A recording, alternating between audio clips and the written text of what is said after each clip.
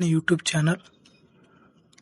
ನಾವು ಇವತ್ತು BA 3ನೇ ಸೆಮಿಸ್ಟರ್ನ ಬೇಸಿಕ್ ಕನ್ನಡದಲ್ಲಿ 5 ಅಂಕಕ್ಕೆ ಕೇಳಬಹುದಾದ ಪ್ರಶ್ನೆಯಾಗಿರುತ್ತದೆ. ಅದು ಯಾವುದೆಂದರೆ, ಭಾಷಣಕ್ಕೆ ಮೊದಲು ಸಂಬೋಧಿಸುವ ಅಂಶಗಳು ಯಾವುವು ಅಂತ 5 ಅಂಕಕ್ಕೆ ನಿಮಗೆ ಪರೀಕ್ಷೆಯಲ್ಲಿ ಕೇಳಬಹುದು. ಇದರ ಪ್ರಮುಖವಾದ ಅಂಶಗಳನ್ನು ನಾವು ಇವತ್ತು ಚರ್ಚಿಸೋಣ. ನೀವು ಯಾರಾದರೂ ಮೊದಲನೇದಾಗಿ ಈ ಕ್ಲಾಸನ್ನು ಕೇಳುತ್ತಿದ್ದರೆ ತಪ್ಪದೆ ಸಬ್ಸ್ಕ್ರೈಬ್ ಮಾಡಿ, ಹಾಗೆ ಸಪೋರ್ಟ್ ಕೂಡ ಮಾಡಿ. ನಾನು ಈಗಾಗಲೇ BA 3ನೇ ಸೆಮಿಸ್ಟರ್ನ ಇತಿಹಾಸ ವಿಭಾಗದಲ್ಲಿ 15 ಅಂಕಕ್ಕೆ ಕೇಳಬಹುದಾದ ಪ್ರಮುಖವಾದ ಪ್ರಶ್ನೆಗಳನ್ನು ಅಪ್ಲೋಡ್ ಮಾಡಿದ್ದೇನೆ. ನೀವು ನನ್ನ ಚಾನಲ್ನಲ್ಲಿ ಹೋಗಿ ನೋಡಬಹುದು. ಬನ್ನಿ ಈ ಕ್ಲಾಸನ್ನು ಶುರು ಮಾಡೋಣ. ಮೊದಲನೇದಾಗಿ, ಭಾಷಣಕ್ಕೆ ಮೊದಲು ಸಂಬೋಧಿಸುವ ಅಂಶಗಳು. ಭಾಷಣಕಾರನು ಭಾಷಣ ಮಾಡುವ ಪ್ರತಿ ವೇದಿಕೆಯಲ್ಲಿ ಸಂಬೋಧಿಸುವ ಪದಗಳು ವಿಭಿನ್ನವಾಗಿರಬೇಕು. ಒಬ್ಬ ಭಾಷಣಕಾರ ಒಂದು ಕಾರ್ಯಕ್ರಮ ಅಥವಾ ಒಂದು ಸಮಾರಂಭದಲ್ಲಿ ಯಾವ ರೀತಿಯಾಗಿ ಪದಗಳನ್ನು ಬಳಸಬೇಕು ಮತ್ತು ಒಂದೇ ಥರ ಪದಗಳನ್ನು ಬಳಸಬಾರದು, ವಿಭಿನ್ನವಾಗಿರುವ ಪದಗಳನ್ನು ಬಳಸಬೇಕು ಎಂಬುದು ಇದರ ಪ್ರಮುಖ ಉದ್ದೇಶವಾಗಿದೆ. ಮೊದಲನೇದು, ಶಾಲೆ ಕಾಲೇಜುಗಳಲ್ಲಿ ನಡೆಯುತ್ತಿರುವ ಸಮಾರಂಭಗಳಲ್ಲಿ ಯಾವ ರೀತಿಯಾಗಿ ಭಾಷಣ ಮಾಡಬೇಕೆಂಬುದನ್ನು ತಿಳಿಸುತ್ತದೆ.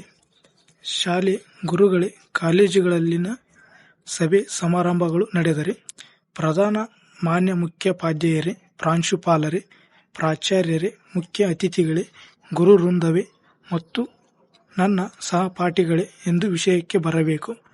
ಮೊದಲು ಭಾಷಣ ಮಾಡುವ ಮೊದಲು ಈ ರೀತಿಯಾಗಿ ಸ್ಟಾರ್ಟಿಂಗ್ ಅಂದರೆ ಮೊದಲೇ ಈ ರೀತಿಯಾಗಿ ಹೇಳಬೇಕೆಂಬುದನ್ನು ಮೊದಲನೆಯದಾಗಿ ಭಾಷಣಕಾರನು ತಿಳಿದಿರಬೇಕು. ಶಾಲೆ ಕಾಲೇಜುಗಳಲ್ಲಿ ನಡೆಯುವಂಥ ಕಾರ್ಯಕ್ರಮ ಇರುವುದು ಅಥವಾ ಸಮಾರಂಭಗಳಲ್ಲಿ ಮಾತನಾಡುವ ಒಂದು ಪ್ರಮುಖ ಅಂಶವಾಗಿದೆ. ಇನ್ನು ಎರಡನೇದಾಗಿ, ಸಭೆ ಸಮಾರಂಭಗಳಲ್ಲಿ ಯಾವ ರೀತಿಯಾಗಿ ಮಾತನಾಡಬೇಕೆಂಬುದನ್ನು ತಿಳಿಯೋಣ. ಸಭೆ ಸಮಾರಂಭಗಳಲ್ಲಿ ಅಧ್ಯಕ್ಷರೇ, ಅತಿಥಿಗಳೇ, ಕಾರ್ಯಕ್ರಮದ ಸಂಯೋಜಕರೇ, ಇಲ್ಲಿ ಸೇರಿರುವ ಹಿರಿಯರೇ, ಕಿರಿಯರೇ ಎಂದು ಸಂಬೋಧಿಸಿದ ನಂತರ ವಿಷಯದ ಬಗ್ಗೆ ಮಾತನಾಡಬೇಕು.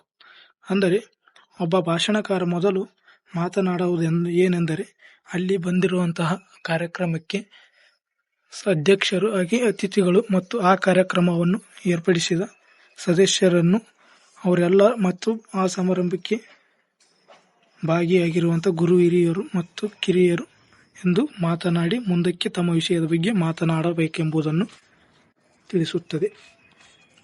ಇನ್ನು ಮೂರನೇದಾಗಿ, ಭಾಷಣ ಸ್ಪರ್ಧೆ, ಚರ್ಚಾಕೂಟಗಳಲ್ಲಿ ಭಾಷಣಕಾರ ಯಾವ ರೀತಿಯಾಗಿ ಮಾತನಾಡಬೇಕೆಂಬುದನ್ನು ತಿಳಿಯೋಣ. ಸಾಮಾನ್ಯವಾಗಿ ಭಾಷಣ ಸ್ಪರ್ಧೆ, ಚರ್ಚಾಕೂಟಗಳಲ್ಲಿ ಸಮಯ ನಿಗದಿಯಾಗಿರುತ್ತದೆ. ಅಂದರೆ ಒಬ್ಬ ಭಾಷಣಕಾರ 10 ನಿಮಿಷ, 5 ನಿಮಿಷ ಈ ರೀತಿಯಾಗಿ ಸಮಯವನ್ನು ನಿರ್ದಿಷ್ಟವಾಗಿರುತ್ತದೆ. ಆ ಕೊಟ್ಟಂಥ ಅವಧಿಯಲ್ಲಿ ಭಾಷಣಕಾರನು ತಮ್ಮ ಭಾಷಣವನ್ನು ಮುಗಿಸಬೇಕೆಂಬುದನ್ನು ತಿಳಿಸುತ್ತದೆ. ಈ ಸಮಯವನ್ನು ವ್ಯರ್ಥ ಮಾಡದೆ ನೇರವಾಗಿ ವಿಷಯವನ್ನೇ ಪ್ರಸ್ತಾಪಿಸಿ ಇಂದಿನ ಸ್ಪರ್ಧೆಯ ನಿರ್ಣಾಯಕರೇ ಮತ್ತು ಮಿತ್ರರೆಂದು ಆರಂಭಿಸಬೇಕು. ನೀವು ಮೇಲೆ ಹೇಳಿರುವಂತೆ ಆ ರೀತಿ ಈ ಭಾಷಣ ಚರ್ಚಾಕೂಟಗಳಲ್ಲಿ ಹೇಳುವಂತಿಲ್ಲ. ಡೈರೆಕ್ಟಾಗಿ ಇಂದಿನ ಸ್ಪರ್ಧೆಯ ನಿರ್ಣಾಯಕರೇ ಮತ್ತು ಮಿತ್ರರೇ ಎಂದು ಆರಂಭಿಸಬೇಕು.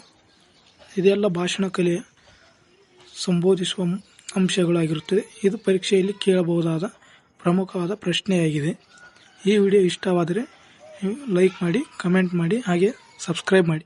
ನಿಮಗೆ ಮುಂದಿನ ವಿಡಿಯೋದಲ್ಲಿ ಯಾವ ವಿಷಯದ ಬಗ್ಗೆ ತಿಳಿಸಬೇಕೆಂಬುದನ್ನು ಕಮೆಂಟ್ ಮಾಡಿ. ಮುಂದಿನ ವಿಡಿಯೋದಲ್ಲಿ ನಾವು ಭಾಷಣ ಕಲೆಯ ಮಹತ್ವವನ್ನು ತಿಳಿಯೋಣ.